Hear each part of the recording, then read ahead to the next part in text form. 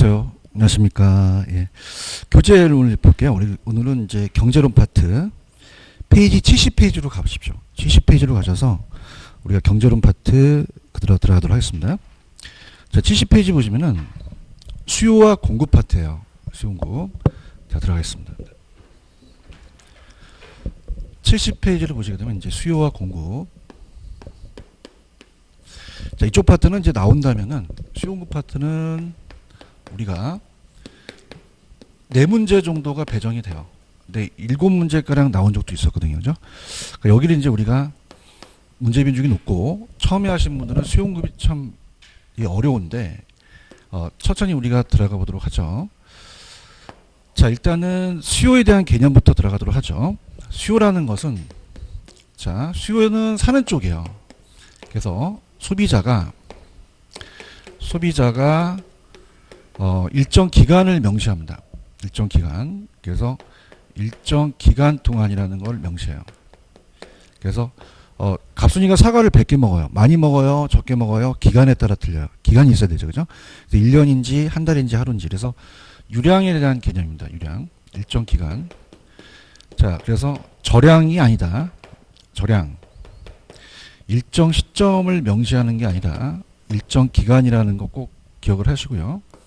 그 다음에 이제 갑이라는 건설회사가, 자, 예를 들어서 지금 이 지역에 A 지역에 아파트를 짓고 싶어요.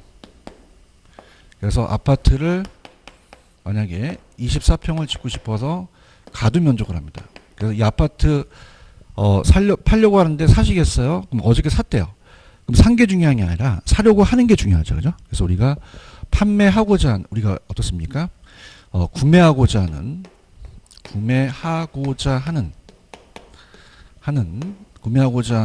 걸 얘기하죠. 그럼 아직 구매하지 않았기 때문에 일사자를 쓰면은 사전적이라는 개념이에요. 사전적. 그래서 살 의사가 있다는 거죠. 살 의사가 있다. 그래서 사후적 하면 안 돼요. 사후적이 아니라 사전적이라는 거 그렇게 머릿속에 두시고요. 그 다음에 살 의사만 있어야 돼요? 능력이 있어야 돼요? 능력이 있어야 되죠. 그래서 우리가 욕구라는 걸 씁니다. 욕구. 자, 욕구라는 거는 구매력을 얘기를 하죠. 구매력. 그래서 살 수 있는 능력까지도 다 갖춰야 됩니다. 살 능력까지도 다 갖춰야 된다. 이렇게 보는 거죠. 그래서 이거를 유효수요라 그래요.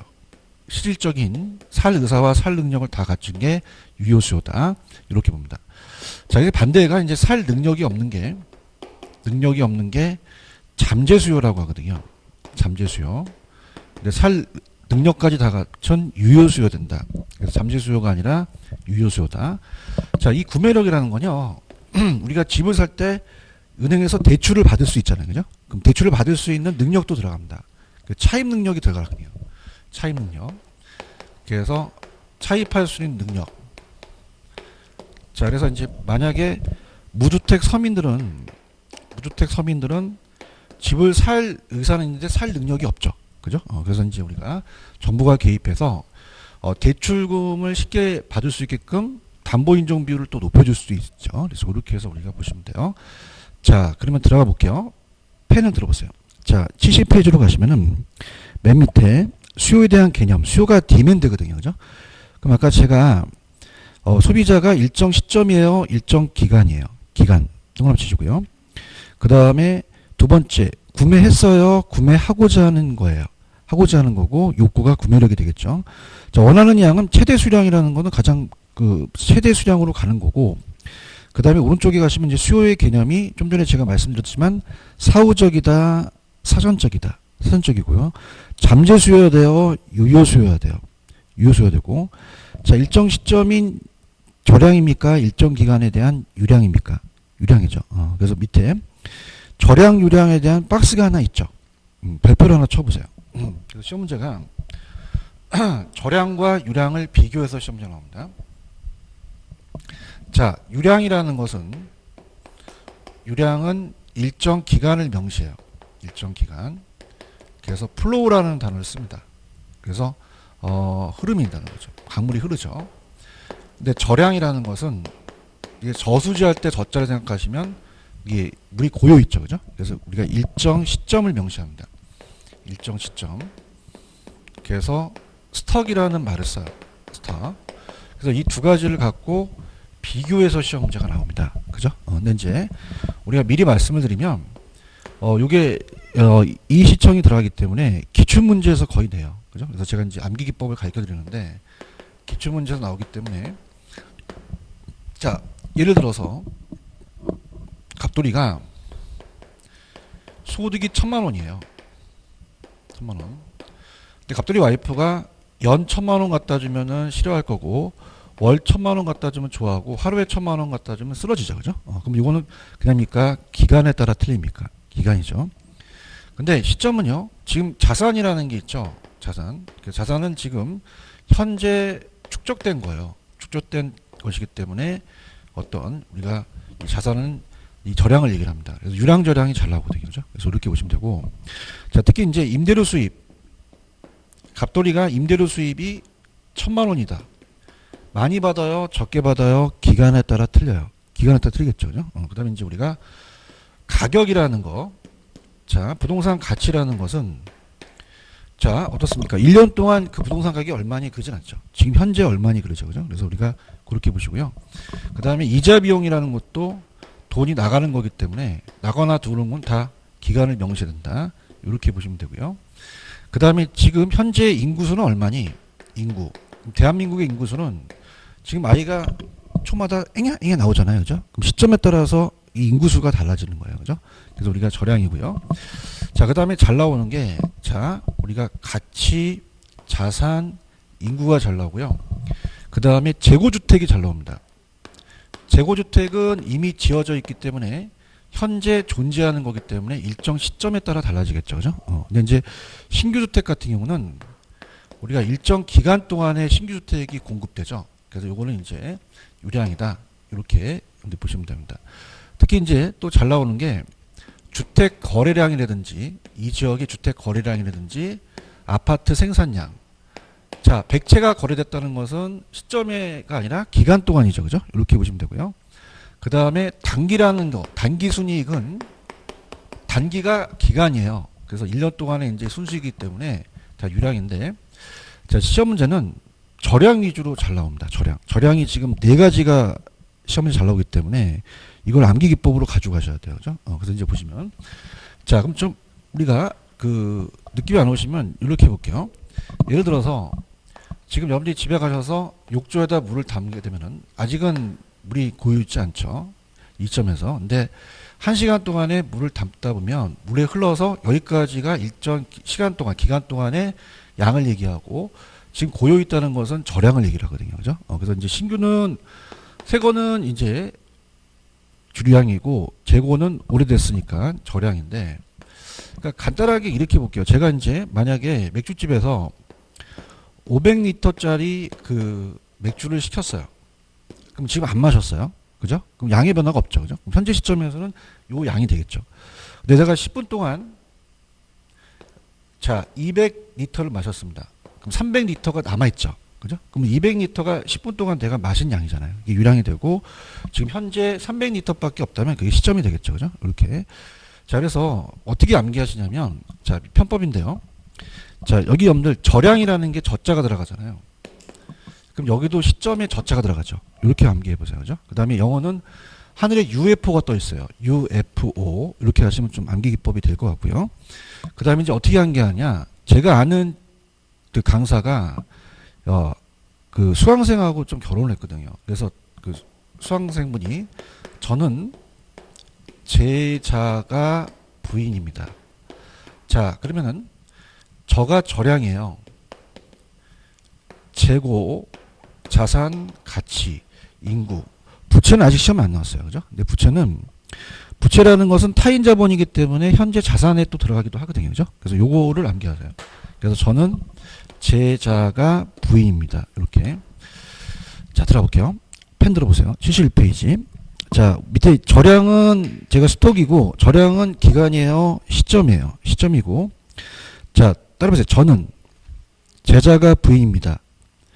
그러면 재고라는 게 있죠. 그죠? 그 다음에 자산이 있고, 가치라는 게 있잖아요. 그죠? 그 다음에 부채는 빠졌지만 부채는 아직 안 나왔지만 또 나올 가능성이 있고요. 인구라는 게 있죠. 그죠? 그래서 실질적으로는 인구, 재고, 자산, 가치만 시험에 나왔습니다. 그러니까 절약 위주로 가져가자는 거죠.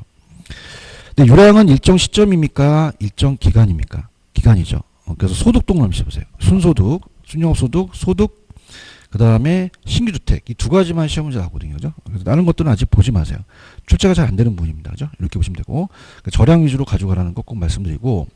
그 다음에 넘겨볼게요. 자, 넘기시면은, 자, 넘기시면은 72페이지 가시면 수요 함수라는 단어가 있을 겁니다. 넘겨보세요. 수요 함수.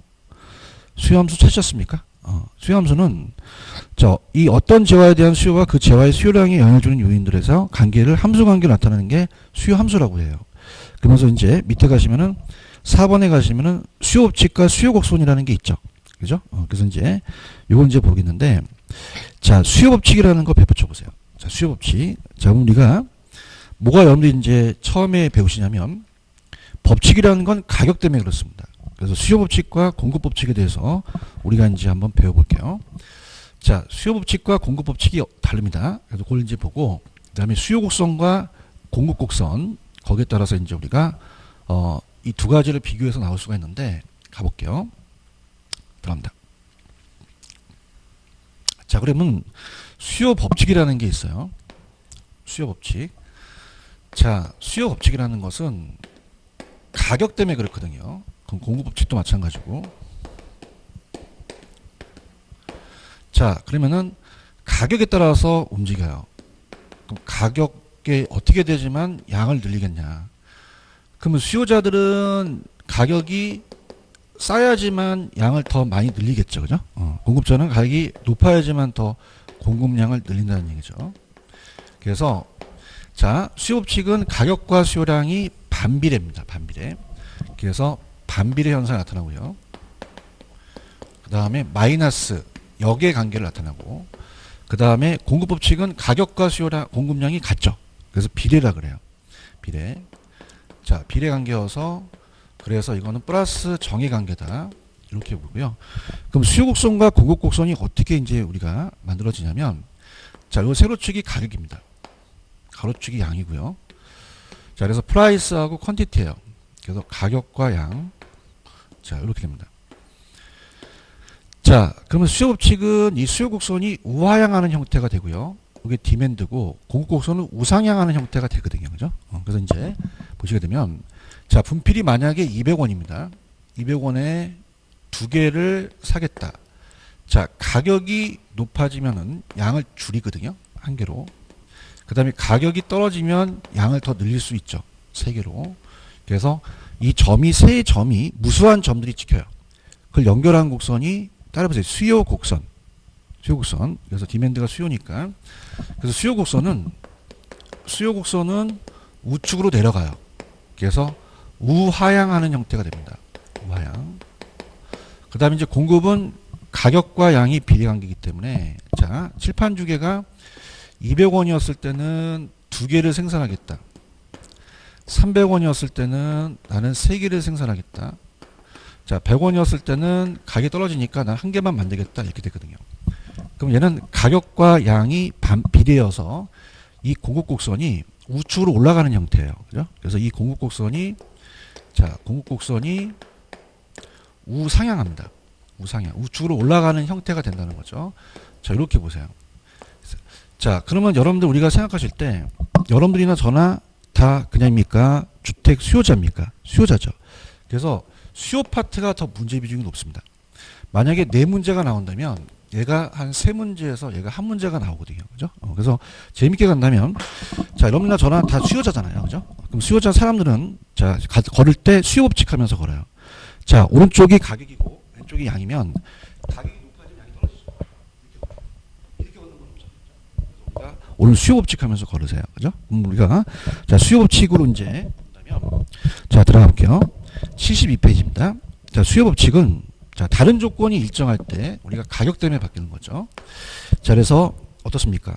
상품의 가격이 상승하면 그 상품의 수요량이 감소하고 가격이 하락하면 수요량이 증가하죠.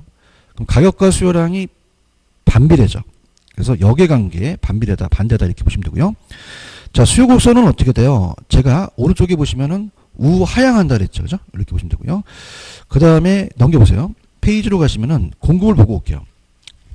보시면 자, 공급 곡선은 어디에 있냐면 페이지 78페이지 있겠죠. 자, 78페이지 보시면은 공급입니다. 그래서 공급에 대해서 오른쪽에 보시면은 79페이지 맨 밑에 공급 법칙에다가 동그라미 쳐보세요. 자, 공급 법칙은 어떻죠? 가격이 상승하면 공급량이 증가하죠. 가격이 하락하면 공급량이 감소하기 때문에 가격과 공급량이 비례해요. 그래서 플러스 양의 관계다, 정의 관계다 이렇게 얘기합니다. 그래서 그렇게 보시고 그 다음에 넘기시면은 제가 좀 전에 공급 곡선은 우하향한다 그랬어요, 우상향한다 그랬어요. 우상향한다 그랬죠, 그죠? 이렇게 잡으시면 되고요. 됐습니다. 그렇게 잡고 자, 그 다음에 넘겨보세요. 우리가 이제 페이지로 가시면은 교재 73페이지로 한번 가보세요. 자, 73페이지로 가시면은 자, 거기 보시면 이제 73페이지 맨 밑에 중간에 보시면은 수요 곡선이 우하향하는 이유라는 게 있죠. 자, 이게 수요 법칙 때문에 그래요. 가격이 떨어지기 때문에 수요량이 늘어나거든요. 자, 그러면 이거를 가격 효과라고 하는데요. 자, 그 가격 효과를 얘기하기 위해서는 소득 효과와 대체 효과가 합성된 게 수요 곡선이 우하향하는 이유예요. 그런데 자, 우리가 이 소득 효과와 대체 효과가 우하향하는 이유가 되면서 수요 법칙이 성립하는데요. 소득 효과와 대체 효과는 달라요. 그죠? 그래서 이제 두 가지를 이제 비교해 보겠는데요. 갑니다. 자, 소득 효과와 대체 효과를 갖고 따질 수 있어요. 자, 소득 효과, 대체 효과. 자, 우리가 대체제라는 것은 성질이 비슷해서 바꿀 수 있는 제하거든요. 콜라가 비싸면 사이다 사 먹으면 되고, 빌라가 비싸면 아파트 사면 되잖아요. 그죠? 자, 그렇다면은, 자, A 제화하고 B 제화가 있다. 그럼 성질이 비슷하고요. 가격도 똑같아요. 그러면 갑돌이가 얘가 가지고 있는 그 명목 소득이 지금 1,000원이 있대요. 구매력이. 실질적으로 살 수 있는 능력을 갖고 있는 거죠. 자, 이 상태에서 가격이 만약에 100원에서 얘는 10개를 사고요. 얘도 100원에서 10개를 살 수 있다면 소득 효과와 대체 효과는 달라요. 그죠? 그러니까 소득 효과는 재화가 한 재화만 등장을 하고요. 대체는 그냥요, 대신할 수 있는 재화예요. 대신할 수 있죠. 그래서 우리가 두 가지 재화가 등장해요. 그죠? 그래서 한 재화와 소득이 나오면 소득 효과고, 두 재화가 등장하면 대체 효과에 들어갑니다. 자, 그러면 똑같은 거는 가격 때문에 그런 거죠. 자, 예를 들어서 여러분이 가격이 오르면 양을 줄이겠죠. 그죠? 그래서 200원이면 5개밖에 못 사요. 그럼 실질적으로 수요량을 5개를 줄여야 되거든요. 자, 그러면은 5개를 줄여야 되면 제가 좀 전에 소득 효과는 한 재화만 등장한다 그랬죠. 그죠? 그래서 자, 어떻습니까? 자, 지금 1,000원에서 200원이면 5개밖에 못 사잖아요. 그죠? 그래서 우리가 그만큼 우리가 실질 소득이 감소합니다. 감소하니까 자, 어때요? 그만큼 수요량이 줄어들 수밖에 없죠. 수요량이. 자, 그렇기 때문에 어떻습니까? 그만큼 이제 5개가 우리가 줄어든 거 본다면, 자, 이 5개가 줄어드는 거 본다면은 어떻습니까? 자체적으로 만약에 얘가 2개가 줄어들 수 있죠. 자, 그럼 제가 대체 효과는 어떻게 됩니까? 하나의 제어가 나온다 그랬어요. 2가지 제어가 나온다 그랬어요. 2가지 제어죠. 그럼 가격이 얘가 올라가게 되면 얘의 가격이, 다른 제어의 가격이 상대적으로 가격이 하락하는 효과가 나타나요. 그러면 여러분들이 생각하실 때는 가격이 싼 걸 선택할 수 있잖아요. 그죠? 그래서 이제 어떻습니까? 얘를 줄이고, 얘를 3개 줄이고, 얘를 3개를 더 늘릴 수 있다는 거죠. 그래서 얘와 얘는 다릅니다. 다시요.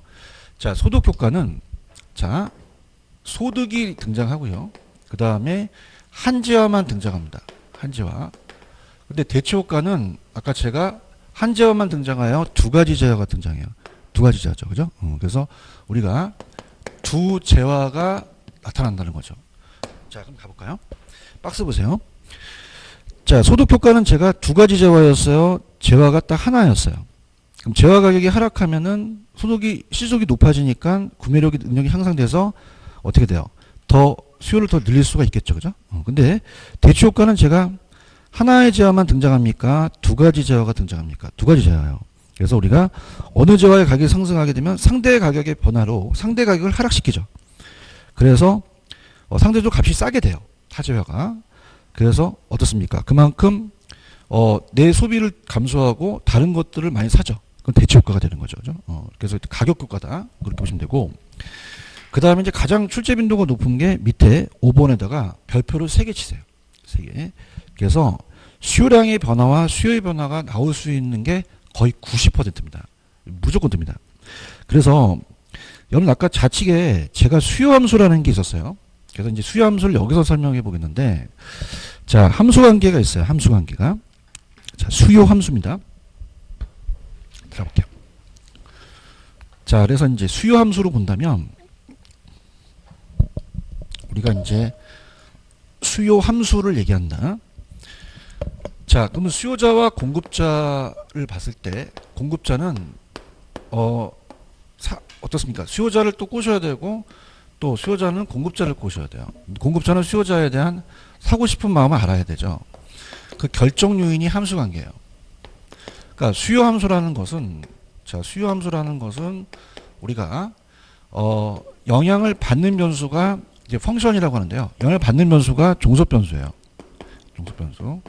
그래서 이제 예를 들어서 Q가 나오면 QD가 수요량이 됩니다. 수요량. 그래서 이 방정식에서 항상 QD라고 나오는데 수요량이고요. 그 다음에 영향을 주는 그 독립 변수가 있어요. 그 독립 변수가 가격이 제일 중요하죠. 그래서 함수관계 가격은 P라고 등장을 합니다. 그럼 가격만 있어요? 가격 이외에도 있어요. 가격 이외에도 있죠. 그죠? 그래서 이제 우리가 가격 이외에 어떤 게 있습니까? 소득에도 영향을 줄 수 있고 이자에도 영향을 줄 수 있죠. 이런 게 이제 함수관계다. 자, 그러면 우리가 가격만 있습니까? 가격 이외에도 있습니까? 이외에도 있죠. 그걸 이제 학자들이 구분을 해서 글씨로 이제 표현을 하는 거예요. 그래서 수요량의 변화와 수요의 변화가 다릅니다. 이 두 가지를. 그래서 가장 출제 빈도가 높습니다. 우리가. 그래서 수요량의 변화와 수요의 변화 들어가 보도록 하죠. 자, 첫 번째 수요량의 변화라는 건요. 자, 수요량의 변화는 양이 붙었어요. 양이 붙으면 무조건 가격입니다. 양의 변화. 수요 법칙을 얘기를 해요. 그래서 이거는 다른 조건이 항상 다른 조건이 일정할 때를 봅니다. 일정할 때. 그럼 아까 수요 곡선이 우하향했잖아요. 그죠? 그래서 우하향하는 이유가 이제 가격 때문에 그렇죠. 그럼 가격하고 양이 있다. 그럼 수요 곡선이 이렇게 우하향하는 것은 가격 때문에 그래요. 그래서 해당 재화 부동산을 배우니까 그냥 해당 부동산이라고 얘기할게요. 부동산의 가격 변화입니다. 자, 그럼 우리가 원과 개수는 그냥 빼고요. 200 하면 그냥 200원이라고 아세요. 200원에 내가 두 개를 사겠다. 300원이면 양을 하나로 줄이겠다. 100원이면 양을 세 개로 늘리겠다. 가격 때문에 그래요. 그죠? 근데 수요의 변화는 달라요. 수요의 변화는 가격 이외입니다.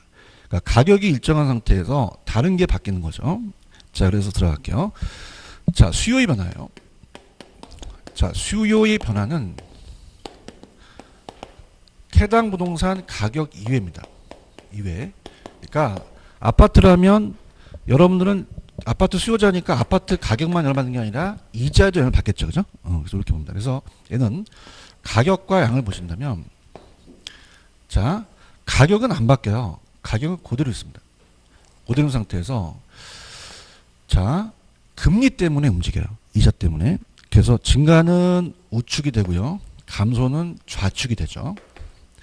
자, 그래서 우리가 하나, 둘, 세 개가 이제 바뀝니다. 자, 그러면은, 자, 요거는 양이 붙었어요. 그러면 이건 가격이거든요. 그럼 어떻게 암기하시냐면, 이 양이 동그라미가 붙잖아요. 그럼 이건 곡선상의 점의 이동이다. 이렇게 가세요. 그죠? 그럼 우리가 가격 때문에. 그래서 두 개에서 세 개로 늘리는 이 종속 변수의 수요랑 같지만 원인이 다릅니다. 자, 이건 곡선상의 점의 이동이 돼요. 근데 이건 가격이 바뀌었어요? 가격은 안 바뀌었어요. 안 바뀌고 금리가 바뀔 수도 있죠. 그죠? 그래서 우리가 금리가 인하하게 되면 수요를 증가시킵니다. 그러면 우측으로 이동을 하겠죠. 그죠? 그래서 이거는 곡선상의 점의 이동이 아니라요. 곡선 자체 이동이 돼요. 그래서 이거는 곡선 자체 이동이다. 곡선 자체의 이동이다. 그렇게 보시면 됩니다. 자, 그러면은 만약에 금리가 인상을 합니다. 그럼 금리가 인상을 하면 수요를 안 하겠죠. 그죠? 그럼 수요가 감소되죠. 그럼 수요 감소라는 것은 좌측으로 움직이죠. 자, 그래서 자, 보세요. 얘는 곡선이 움직였습니까? 곡선은 가만히 있습니까? 가만히 있고 곡선상이 점이 이동한 거예요. 네, 동그라미 붙었으니까. 얘는 점이 이동합니까? 곡선 자체가 이동했습니까? 자체가 이동했죠. 그죠? 그래서 이렇게 보십니다. 그래서, 이 저자분이 이제, 책을 잘 쓰셔서, 시험 문제가 어렵게 나와가지고, 자, 얘가 우하향하는 형태예요. 우하향하는 형태인데, 이 곡선이 움직이는 게 어떻게 이동하냐가 나왔었거든요. 그럼 자세히 보시면요. 자, 이거는 우측으로 올라갑니다. 그래서 이 곡선이 우상향 이동한다고 29회 때 나왔거든요. 그 다음에 얘는 어떻습니까? 좌측으로 곡선이 내려가거든요. 그죠? 그래서 이걸 자하향 이동이라 그래요. 자, 그래서 자, 이 하향과 상향이 29회 안 나왔다면 제가 굳이 그냥 증가는 우측, 감소는 좌측 하는데 29대 난이도가 어렵게 출제가 되거든요. 그렇게 보시면 되고요. 우리가 증가는 우측이니까 기분이 좋으면 우측, 기분이 나쁘면 좌측 이렇게 암기하시는 것도 좋아요. 그죠? 그럼 우리가 자, 일단은 그 책을 볼게요. 책을 보시면은 73페이지 가시면은 맨 밑에 수요량의 변화라는 게 있죠. 굵은 글씨 위주로 갑니다. 얘는 다른 요건이 일정할 때 해당 재화, 해당 부동산 당해 재화의 가격이에요. 그러면 동일한 수요 곡선 상에서 이동하는 거죠. 근데 수요의 변화는 다릅니다. 양이 빠졌죠. 이게 동그라미 안 붙죠. 곡선 자체가 이동한다. 그럼 증가할 수 있고 감소할 수가 있는데 가격이 불변이죠. 그럼 증가는 우상향, 감소는 좌하향이라고 돼 있죠. 여기 보시고요. 74페이지로 가시면 6번 수요 변화 요인의 별표. 자, 그렇다면 우리가 수요를 변화시키는 요인들을 보는 거죠. 가격 이외의 요인들을. 자, 그래서 여러분이 가장 잘 뜨는 게 소득하고 관련 재화입니다. 그래서 소득은 정상재가 있고 열등재가 있거든요. 그 다음에 관련 재화라는 것은 자, 여러분들 생각하실 때 제가 지금 병문안을 갔어요. 과일 가게에 배가 사과를 파는데 사과 가격이 많이 비싸면 배를 삽니다. 배를 샀다는 건 배 가격 때문에 그래요? 사과 가격이에요. 다른 재화 때문에 영향을 받는다는 거죠. 그러니까 부동산도 내 부동산이 아니라 다른 부동산에 영향을 받아요. 그게 대체재가 있었다 그랬죠. 그죠? 대체재가 보완재가 있는데 대체재와 보완재는 100% 시험에 나옵니다. 자, 그래서 갈게요. 자, 소득부터 갈게요. 자, 소득이라는 자체는 두 가지가 있죠. 정상재와 열등재라는 게 있습니다. 자, 그래서 소득이라는 요인이 있어요. 그럼 소득이 늘어나면 수요량을 늘릴 수도 있고 수요량을 줄일 수도 있다는 거죠. 자, 그러면 생각해 보세요. 여러분들 왜 우등재하고 열등재가 있으면 우등버스가 더 좋은 거잖아요. 그죠? 그래서 우등반이 있고 열등반이 있듯이. 그 우등재는 좋은 거기 때문에 신차라고 생각하시고 이건 중고차라고 생각해 보세요. 그럼 소득이 높아지면 중고차 뽑아요? 새차 뽑아요? 새차 뽑죠. 그게 정상적인 재화예요. 그래서 우리가 이 정상재라고 나옵니다. 그래서 정상재는 소득이 늘어나면 수요량이 늘어나니까 같은 방향이고 얘는 소득이 늘어나면 수요량이 반대인 건 열등재라고 합니다. 그래서 항상 같이 움직이면 정상재, 반대는 열등재. 그래서 지금 74페이지를 보시면 소득의 변화에서 소득이 증가하면 수도 증가하는 거는 정상재. 소득이 증가하는데 수요가 감소하는 건 열등재를 잡으세요. 그 다음에 이제 양가로 이번에 관련재와의 가격 변화에는 100%, 3개. 야, 무조건 떠요, 얘는. 그럼 우리가 아까 사과와 배를 샀는데, 사과를 샀는데 배에 영향을 받을 수 있죠. 그럼 다른 부동산에 영향을 받을 수 있다는 거죠. 다른 부동산, 네, 가격입니다. 가격 변화. 자, 그래서 보시게 되면은, 들어갑니다. 그 밑에 보시면은 대체재라는 게 있죠.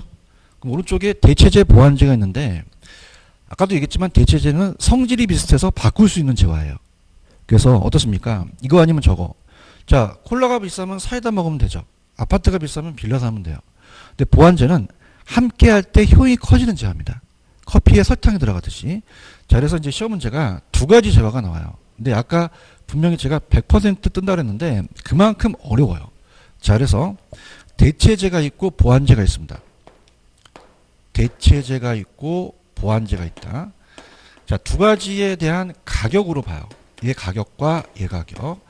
자, 그러면 대체재는 대신할 수 있는 재화잖아요. 그죠? 그럼 내가 아파트라면 내가 해당에 대한 아파트에 대한 수량을 늘리었다면은 만약에 대체재가 대체관계에서 대체재가 빌라라고 나옵니다. 만약에 그럼 빌라 가격이 비싸지면 대체재가 비싸면 안 사죠. 내 거 사요. 근데 빌라가 가격이 높아지면 빌라 수요는 줄고 아파트 수요는 늘어나거든요. 그죠? 근데 이제 물어보는 거는 대체재 가격을 물어봐요. 그럼 대체재 가격이 비싸면 사시겠어요? 안 사시게? 안 사고 내 거 사죠. 그럼 대체재 가격과 나는 같은 방향으로 움직입니다. 그죠? 그 다음에 아까 커피와 설탕은 보완관계라고 말씀드렸죠. 그래서 우리가 예를 들어서 커피라는 부동산이 있고 자, 설탕이라는 부동산이 있어요. 그러면 설탕이라는 부동산의 수요량을 늘리려면 자 갑니다. 자 가볼게요. 자, 보완재 가격이 반대로 하락해야 됩니다. 왜냐하면 커피 가격이 떨어지면 커피만 줄어요. 자, 우리가 어떻습니까? 커피 가격이 떨어지면 커피를 많이 사 먹는데 커피만 늘립니까? 설탕도 늘립니까? 설탕 늘리죠. 그러니까 수요 대 수요는 같은 방향이에요. 근데 보완재 가격과 얘는 반대로 움직입니다. 이렇게. 그래서 이건 좀 연습을 하셔야 됩니다. 그죠? 그래서 제가 책을 볼게요. 자, 1번 밑에 대체재 가격 변화 밑줄. 자, 펜 들어보세요. X재가 아파트와 Y재가 빌라가 대체재라면 X재의 가격이 상승하면 Y재 수요량이 증가하는 게 대체재라는 거죠. 아시겠죠? 그죠? 그러면 어떻습니까? 만약에 여러분들 아파트 수요량이 늘어나면 아파트 사는 사람이 많으니까 아파트 가격이 올라가겠죠. 그래서 아파트의 가격을 또 다이렉트 물어볼 수도 있어요. 이렇게. 그래서 밑에 가시면은 Y재 수요가 늘어나면 아파트의 수요가 늘어나면 아파트의 가격이 또 올라가게 됩니다. 이렇게. 그 다음에 보완재요. 보완재는 아까 커피와 설탕이죠. 그럼 X재의 가격이 상승하게 되면 커피가 가격이 오르면 커피만 줄어요. 설탕도 줄어요. 그럼 같이 준단 말이에요. 그럼 보완재 가격과 그 해당 수요는 반대로 움직입니다. 그래서 X재 가격이 하락하면은 어떻습니까? X재 가격이 상승하면 Y재에 대한 수요는 감소한다는 거죠. 반대예요. 그죠? 그래서 이게 가장 수강생들이 어려워하는 부분이에요. 그래서 대체재 보완재는 여러분이 계속 반복해서 보셔야 됩니다. 그죠? 다시요. 자, 대체재는 그냥요 대신할 수 있는 재화예요. 그러면 대체재 가격이 비싸면 사시겠어요? 안 사시겠어요? 안 사고 아파트 사시죠. 그럼 대체재 가격과 내 해당 수요는 같이 움직입니다. 근데 보완재는 내가 같았어요? 반대였어요? 커피 가격이 떨어지면 커피만 늘어나요? 설탕도 늘어나요? 그럼 보완재 가격이 하락하면 내게 늘어난다는 거죠. 아시겠죠? 그죠? 이렇게. 그래서 요거는 연습이 필요합니다. 100% 질문합니다. 100%. 제가 이름 석자 놀고 얘기할게요. 100% 나오기 때문에 이거 모르면 시험장 가시면 안 됩니다. 대체재 보완재는 무조건 뜬다는 거. 그 다음에 오른쪽에 3번의 매수자의 가격 변화에 대한 예상이라는 게 있죠. 그죠? 자, 이것도 이제 중요한데 가격 상승에 대한 예상이에요. 가격 상승의 예상이다. 그럼 여러분 여쭤볼게요. 가격을 상승했나요? 상승할 걸 예상하나요? 예상하죠. 그럼 여쭤볼게요. 가격이 아직 상승하지 않았다는 얘기죠. 만약에 지금 현재 가격이 상승했다면은 양을 줄이기 때문에 자, 어떻습니까? 이거는 수요량이 변하고 가격 변화니까 이건 수요량인데 자, 가격이 상승했어요? 가격은 상승 안 했어요? 안 했습니다. 그죠? 근데 여러분들 봐봐. 아파트가 막 가격이 오를 것 같아요. 그럼 더 오르적인 지금 사야겠죠. 그럼 이거는 가격이 아니라 가격 이외라는 얘기입니다. 그죠? 수요 변화를 얘기를 해요. 무슨 얘기인지 아시죠? 그래서 우리 시험 문제는 객관식이기 때문에 오지선다예요.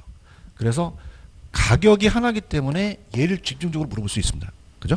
근데 얘는 가격이에요? 가격 이외예요. 이외죠. 근데 주의하실 게, 자, 이 가격은 그냥입니까? 다른 부동산의 가격입니까? 그죠? 대체재 가격과 보완재 가격은 해당 재화 가격이 아니라는 얘기죠. 그 다음에 가격이 상승했어요? 예상이에요. 예상이기 때문에 요거를 주의 깊게 보셔야 됩니다. 그죠? 이렇게.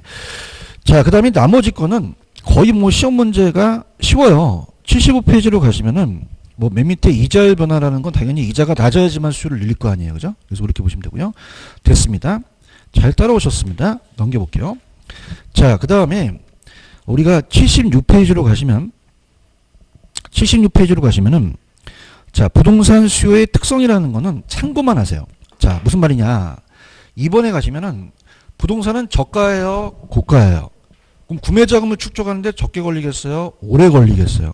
오래 걸리고 금융 결정에 전문적 복잡성이 있다는 거는 여러분들 우리 부동산은 그냥입니까? 등기를 해야 됩니까? 그럼 여러 가지 복잡하죠. 그 다음에 정책상 이자가 또 중요해요. 금리가 낮아야지만 또 많이 참여하죠. 그래서 구매 절차도 복잡하고 그렇습니다. 그 다음에 오른쪽에 보시면은 부동산 수요의 종류는 거의 시험에 안 나와요. 자, 2번만 체크하세요. 따라서 유효 수요. 유효 수는 살 의사만 있어요. 살 능력도 있어요.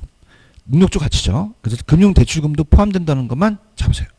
그러니까 나머지 부분은 입문서에서는 나오는 것들만 가고 기본서 가시면은 조금 더 한 다음에 이 심화학습에서는 안 나오는 부분들까지 들어갈 거예요. 그러니까 여러분들이 안 나오는 부분을 지금 잡을 필요가 없습니다. 그죠? 이렇게. 그래서 그렇게 보시면 되고요. 넘겨볼게요. 자, 넘기시면 이제 78페이지입니다.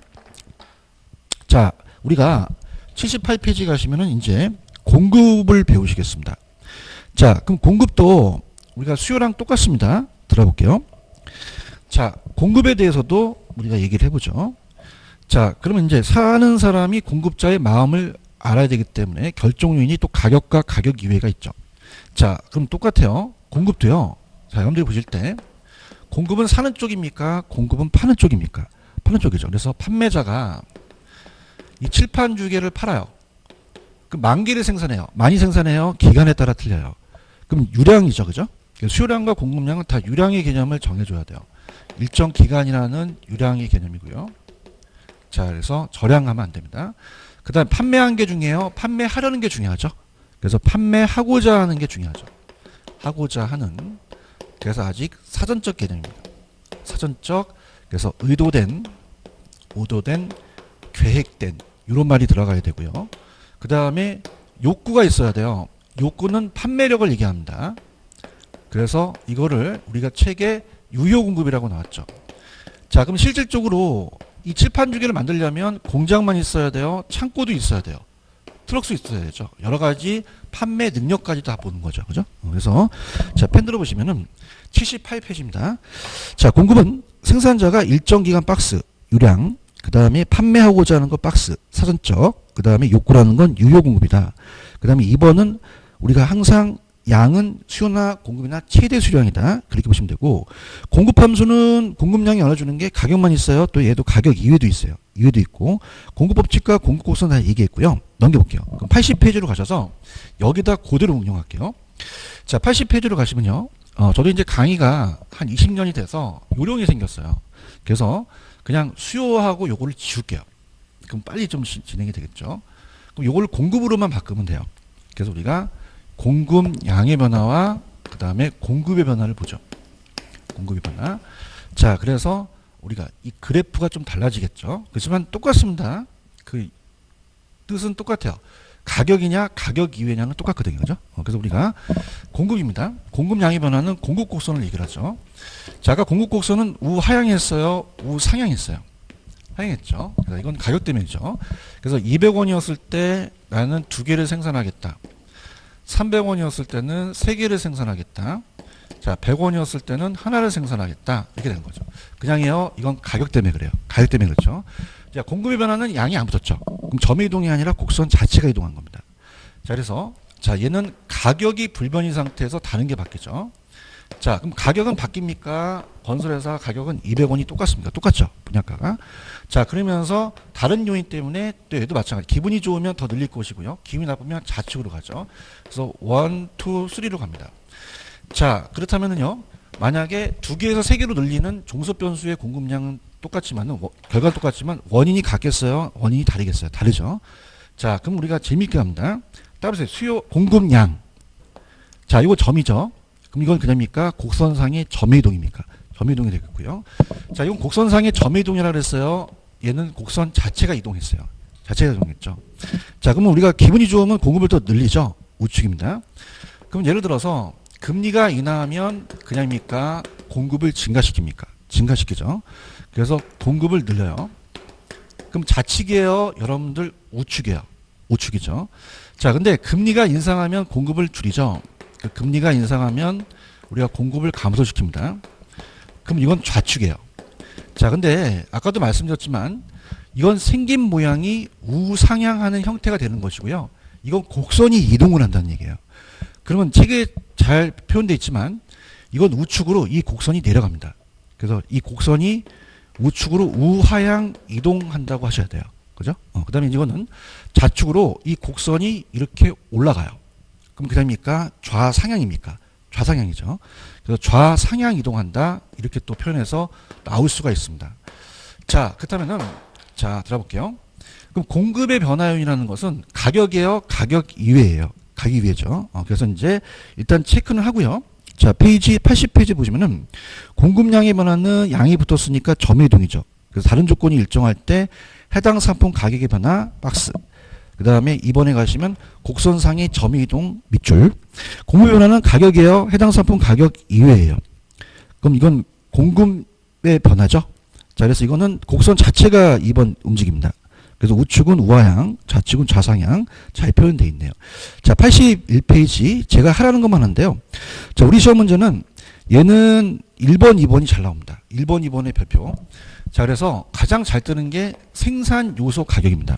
생산 요소 가격. 자, 이게 1순위예요. 생산 요소의 가격. 자, 그래서 요 가격 변화입니다.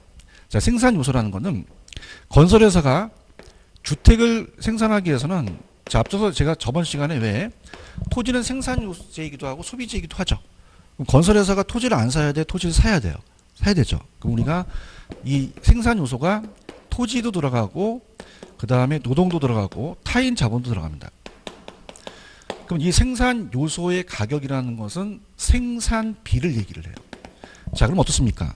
건설회사가 자, 주택 건설용 토지의 가격이 상승하는 게 좋아요? 하락하는 게 좋아요? 하락하는 게 좋죠. 그죠? 그 다음에 노동자한테는 임금이 나가죠. 그 노동자의 임금도 낮은 게 건설회사가 좋죠. 그죠? 공급을 늘리고요. 타인 자본을 빌렸어요. 그럼 그냥입니까? 이자가 나갑니까? 나가죠. 금리가 인하해야 돼요. 그래서 생산 요소 가격이 가장 100% 나옵니다. 생산 요소 가격은 건설 노동자의 임금이나 건설용, 주택건설 원자재 가격이라든지 시멘트 가격 같은 거나 주택건설용 토지 가격을 얘기합니다. 생산비를 얘기를 해요. 어떤 생산 요소의 비용이죠. 그 다음에 기술 수준은 너무 쉬워요. 여러분들 기술 수준이요. 기술 수준이 향상돼야지만 공급을 늘릴 수 있죠. 그 다음에 금리는 인하해야 된다는 거는 공급을 늘린다는 거는 쉬워 같죠. 그 다음에 우리가 공급자 수가 많으면 많을수록 공급이 더 증가한다는 거죠. 3번 아직 보지 마세요. 우리가 얘는 가격에 대한 거는 잘 추제가 되지 않습니다. 가격 상승 예상은 수요만 좀 보세요. 매도자에 대한 가격 상승은 나중에 설명하지만 더 헷갈릴 수가 있어요. 그 다음에 넘기시면 마찬가지로 얘는 대체재 보완제가 한 번도 뜬 적은 없습니다. 그래서 그렇게 우리가 대체재 보완제는 제가 나중에 뭐 1, 2월, 3, 4월 달에 업그레이드 시킬 때 보세요. 보시고요. 자, 그럼 들어가 볼까요? 자, 얘도 마찬가지요. 얘기해 보세요. 자, 양이 붙으면 그냥입니까? 이건 곡선상의 점의 이동입니까? 가격이고 우상향하는 형태가 되고요. 자, 이건 양이 붙었어요. 양이 안 붙었어요. 가격이에요. 가격 이외예요. 그 곡선 자체가 이동하죠. 그래서 우측은 우리가 우하향으로 이렇게 이동하는 형태가 되고 이건 좌상향으로 이동한다는 거죠. 그 다음에 생산 요소 가격은 그냥입니까? 생산 요소 가격은 생산비입니까? 생산비죠. 자, 토지를 안 사야 돼? 토지를 사야 돼? 토지의 가격이에요. 그래서 생산 요소의 비용이라고 봐서 생산비로 본다는 거죠. 그래서 우리가 건설 원자재 가격이 하락해야 되고 주택 건설용 토지 가격이 하락, 그 다음에 노동자 임금이 또 낮아야 되며 타인 자본에 대한 금리가 낮아야 되죠. 그죠? 이렇게 정리하시면 우리가 가볍게 우리가 볼 수가 있어요. 무슨 말씀인지 아시겠죠? 그 다음에 자, 82페이지를 보시면은 우리가 이 부동산의 공급이라는 것은 특히 이제 뭐가 나오냐면 자, 여러분들 보세요. 아까 이 주택이라는 거는 신규 주택만 있어요? 재고 주택도 있어요. 그럼 재고 주택이 있다는 거는 신규 생산자만 아니라 기존에 가지고 있는 매도자도 공급자가 될 수 있다는 얘기예요. 그 다음에 오른쪽에 83페이지 보시면 토지의 공급만 체크하고 좀 쉬었다 가겠습니다. 자, 토지의 공급은 잡으셔야 됩니다. 토지의 공급. 자, 저번 시간에 이어서 연결되는 부분이에요. 제가 토지는요, 부중성에 의해서 토지가 물리적 공급이 안 됐죠. 그죠? 그럼 물리적 공급이 가능합니까? 물리적 공급이 불가능합니까? 불가능해요. 그러면 이거를 그래프로 그려보라 그래요. 그래서 나중에 이제 탄력성을 배우겠지만 가격과 양이 있으면은 가격을 늘리더라도 못 늘려요. 그래서 이거는 우리가 완전 비탄력적이라고 배우실 겁니다. 비탄력적. 그래서 완전 수직이 돼요. 공곡선이. 근데 용도 전환은 가능하다고 말씀드렸죠. 그래서 용도 전환이 가능한 거를 그래프로 나타봐라. 자, 갑니다. 우리가 예를 들어서 자, 이 안에 농지와 택지가 있으면 농지를 택지로 전환시킬 수는 있잖아요. 그죠? 그럼 한번 잡을게요.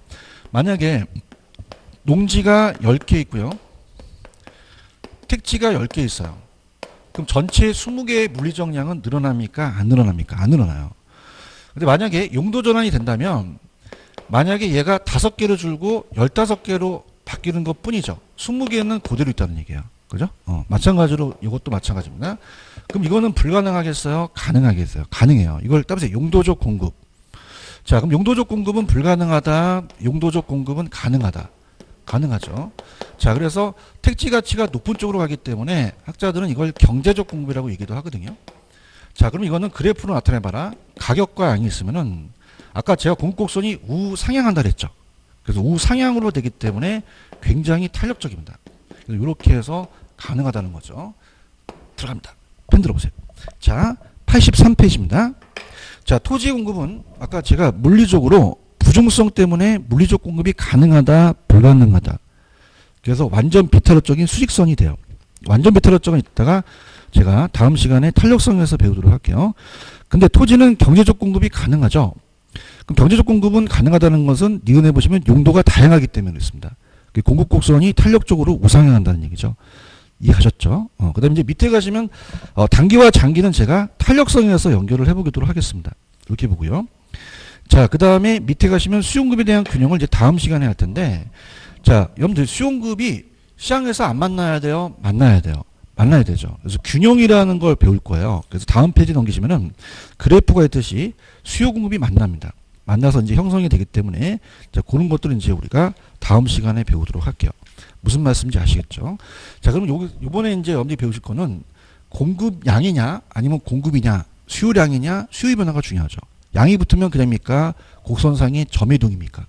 양이 붙으면 곡선 자체 이동이죠. 이걸 이제 우리가 구분하시고 특히 공급은 생산 요소라든지 생산비, 건설 기술 이런 것들에 영향을 받는다는 것을 꼭 기억하시기 바랍니다. 무슨 말씀인지 아시겠죠? 그렇습니다. 좀만 쉬었다가 균형으로 가도록 하겠습니다. 좀 쉬었다 가시죠.